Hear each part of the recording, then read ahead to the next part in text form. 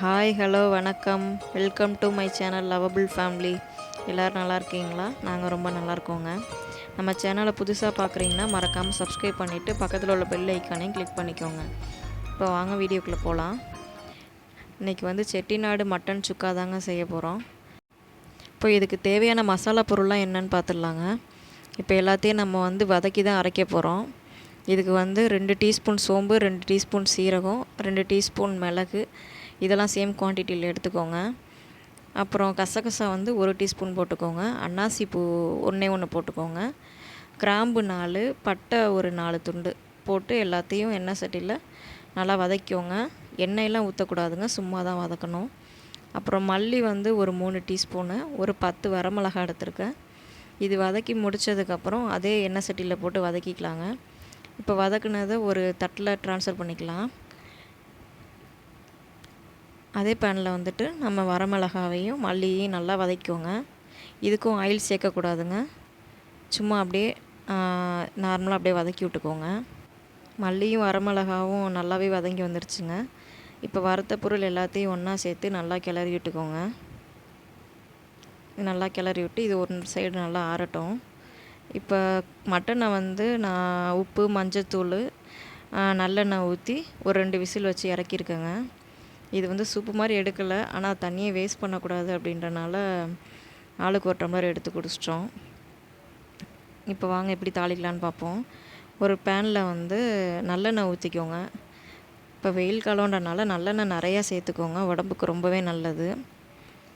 நல்லெண்ணெய் நல்லா காஞ்ச பிறகு 1 டீஸ்பூன் சீரகம் சேர்த்துக்கோங்க. கடுகு மற்ற எந்த ஐட்டமும் சேர்க்கக்கூடாதுங்க, வெறும் சீரகம் மட்டும் சேர்த்துக்கோங்க. கருவேப்பிலை 4 துண்டு சேர்த்துக்கோங்க.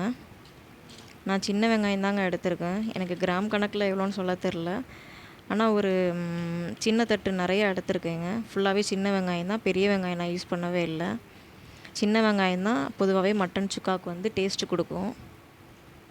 2 தக்காளி பொடிசாக நறுக்கி வச்சுக்கோங்க. வெங்காயம் நல்லா வதங்கட்டும், அதுக்கப்புறம் தக்காளி சேருங்க. இப்போ வெங்காயம் ஓரளவுக்கு நல்லா கண்ணாடி பதத்துக்கு வெந்து வந்துருச்சு. இந்த ஸ்டேஜில் நம்ம 1 டீஸ்பூன் இஞ்சி பூண்டு பேஸ்ட் ஆட் பண்ணிக்கோங்க. அதையும் சேர்த்து நல்லா கிளறி விட்டுக்கோங்க. தக்காளி குட்டி குட்டியாக நறுக்கியிருக்கோம் இல்லையா, அதையும் போட்டு நல்லா கிளறி விடுங்க. இப்போ வெங்காயம் தக்காளியும் நல்லா வதங்கணுங்க. நல்லா வதங்கி வந்ததுக்கப்புறம் தான் நம்ம மட்டனை சேர்க்கணும். இப்போ சைடில் நம்ம வறுத்து வச்சுருந்தோம் இல்லையா, அதெல்லாம் ஆறிடுச்சு. அதை ஒரு மிக்ஸி ஜாரில் ட்ரான்ஸ்ஃபர் பண்ணி அரைச்சி எடுத்துக்கலாம். தண்ணி ஊற்றாமல் கொரகொரப்பாக அரைச்சி எடுத்துக்கோங்க, தண்ணி சேர்க்கக்கூடாது.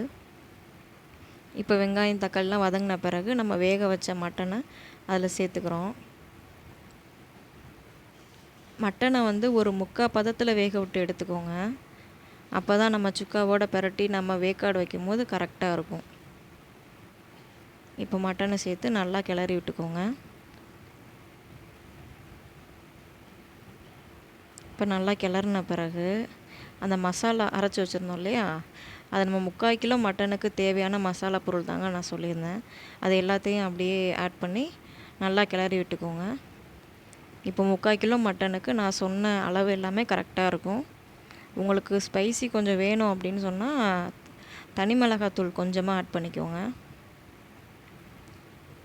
இப்போ ஆல்ரெடி நம்ம மட்டனில் உப்பு போட்டிருக்கோம், அதனால் ஃபஸ்ட்டு மசாலா போட்டு நல்லா கிளறி விட்டு அதுக்கப்புறம் பார்த்துட்டு உப்பு சேர்த்துக்கோங்க. நான் சின்ன எண்ணெய் சட்டி போதும்னு நினச்சேங்க, ஆனால் பட் அது கிளறதுக்கு பத்தலை. அதனால் நம்ம மட்டன் வேக வச்சோம் இல்லையா, அந்த குக்கர்லேயே நான் ட்ரான்ஸ்ஃபர் பண்ணிக்கிறேன். ட்ரான்ஸ்ஃபர் பண்ணிவிட்டு அதை நல்லா கிளறி விட்டுக்கிறேன். இதே மாதிரியே மட்டன் சுக்கா செஞ்சு பாருங்கள், நல்லாயிருக்கும். செஞ்சு பார்த்துட்டு எப்படி இருக்குன்னு சொல்லுங்கள். இப்போ நம்ம நல்லா கிளறி விட்டுட்டு உப்பு எனக்கு பத்தலை, அதனால் லைட்டாக ஆட் பண்ணிக்கிறேன். லைட்டாக ஆட் பண்ணி அதையும் நல்லா சேர்த்து கிளறி விட்டுட்டு தண்ணிலாம் ஊற்றக்கூடாதுங்க. ஏன்னா ஆல்ரெடி நம்ம மட்டன் வேக வச்சிட்டோம் இல்லையா, 3/4 பதத்துக்கு இருக்குது. அது ஒரு 10 நிமிஷம் நல்லா லோ ஃப்ளேமில் வச்சு கொஞ்சம் நல்லா வற்ற விட்டிங்கன்னா நல்லாவே வெந்து வந்துடுங்க. அவ்வளோதாங்க, மட்டன் சுக்கா ரெடி ஆயிடுச்சு. இது ரொம்ப நேரம் கிண்டணும் அப்படின்லாம் அவசியம் இல்லைங்க. ஒரு 10லேருந்து ஒரு 15 நிமிஷம் லோ ஃப்ளேமில் வச்சு நல்லா குக் பண்ணிங்கனாலே போதும், மட்டன் சுக்கா ரெடி ஆயிரும். இப்போ அதை பார்த்தீங்கனாலே உங்களுக்கு தெரியும் எப்படி வந்திருக்குன்னு. டேஸ்ட்டு சும்மா சொல்லக்கூடாதுங்க, ரொம்பவே அல்டிமேட்டாக இருந்துச்சு. நீங்களும் ட்ரை பண்ணி பார்த்துட்டு எப்படி இருந்துச்சுன்னு மறக்காமல் கமெண்டில் சொல்லுங்கள். நம்ம சேனலில் போடுற வீடியோஸ் அண்ட் ஷார்ட்ஸ்லாம் அவங்கள இம்ப்ரெஸ் பண்ணுற மாதிரி இருந்துச்சுன்னா மறக்காமல் உங்கள் ஃப்ரெண்ட்ஸ் அண்ட் ஃபேமிலிக்கெலாம் ஷேர் பண்ணி விடுங்க. பாய்.